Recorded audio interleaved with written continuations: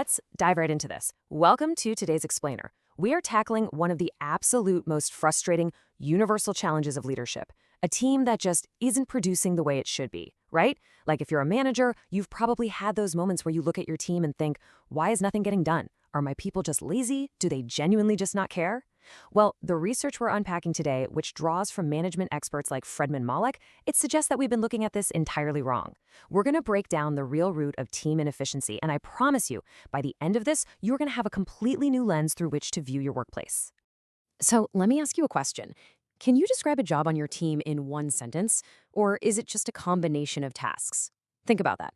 One person on your team who always seems busy, they're always stressed out, but you aren't actually entirely sure what their core output is. Or maybe think about the person who just seems to be underperforming. If you were forced, literally forced, to explain exactly what they're supposed to achieve, using only one clear sentence, could you actually do it? Or would you have to list off a dozen disconnected chores they handle on a random Tuesday? Because if it's the latter, you are dealing with a chaotic, underperforming structure. And hey, your frustration? It's completely valid. But the blame? Well, it's about to shift. Section 1. The job design problem. Remember, it really isn't the person. It's the design. See, we are so conditioned to believe that inefficient workers just lack motivation, right? But the data shows us a massive, massive paradigm shift. As the quote says, the problem isn't the person, it's the job.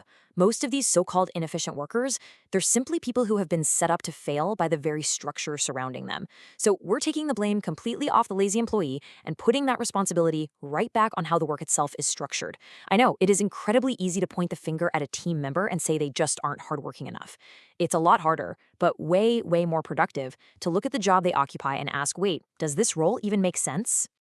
Moving to Section 2, 6 job design mistakes. Let's look at the actual symptoms of all this chaos. All right, here they are. Number 1, too little work, where a person is simply underutilized. Number 2, too much work, where the workload is just absolutely crushing and massive.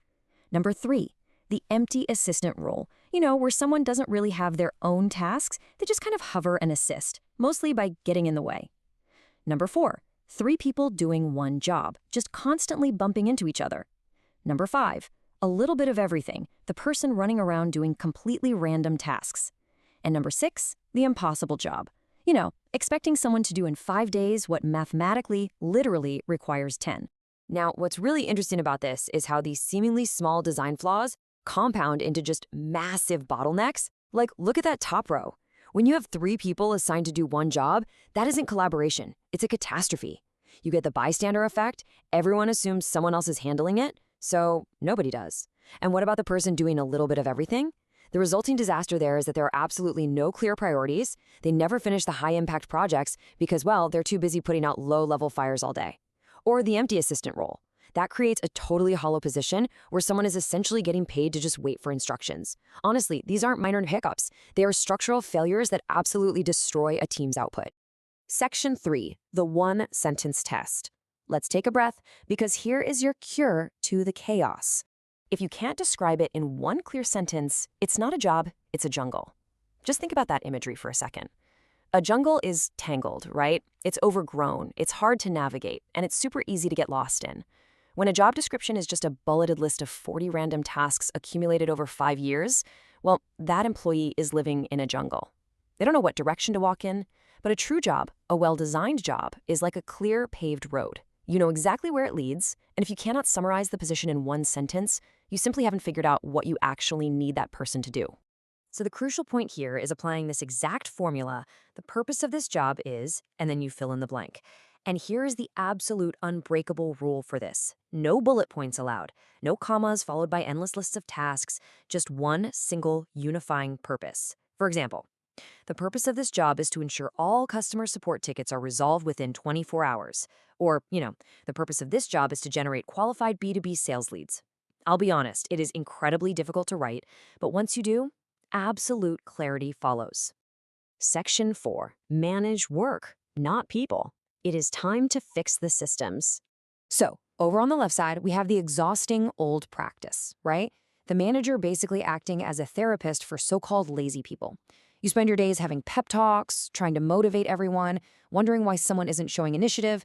It's emotionally draining, and honestly, it's highly ineffective. But look on the right. Here we have the empowering new practice, the manager as the architect of the work. The quality of your leadership is directly connected to the quality of your job design. If your team doesn't know who is responsible for what, that isn't an attitude problem at all. It's a design problem. Your job isn't to change their personality. Your job is to build a structure where they can actually succeed.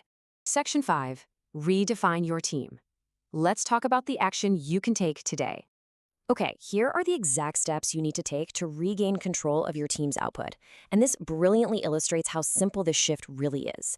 Step 1, sit down today, physically take out a piece of paper, and write the one-sentence purpose for every single job on your team. Go through every name. The purpose of Sarah's job is. The purpose of David's job is. Step 2, if you hit a name and you literally cannot write that sentence, stop. That is vital data. You must redefine that job immediately before you do anything else. Because guess what? You've just found your bottleneck. I want to leave you with this final, somewhat blunt reality. If there is no clear purpose for a job, why are you still paying for it? Seriously, bad job design isn't just an annoyance for a manager. It is a massive, massive cash leak in your organization. Every undefined role is just money poured into a jungle of inefficiency. So stop blaming your people, start looking at the structure, and design a workplace where clarity actually drives your success. Thanks so much for joining me on this explainer, and hey, I highly encourage you to go take that one-sentence test right now.